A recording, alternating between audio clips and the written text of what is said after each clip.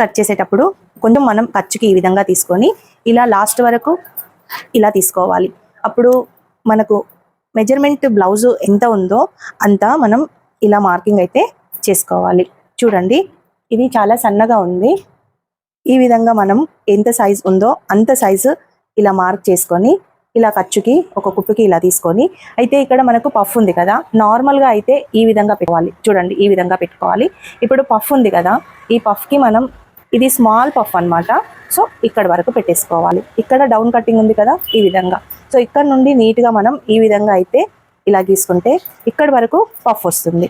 So దీనికి మనం down cutting అవసరం లేదు. ఇక్కడ నుంచి ఈ విధంగా ఖర్చుకి తీసుకుంటే సరిపోతుంది. ఎక్కువ పఫ్ ఉండదు అండ్ నీట్గా కూడా ఉంటుంది. సింపుల్గా ఉంటుంది. లుక్ కూడా చాలా బాగుంటుంది. ఒక్కసారి ఈ విధంగా ట్రై చేయండి. ఒకవేళ ఈ వీడియో కనుక నచ్చితే లైక్ చేయండి.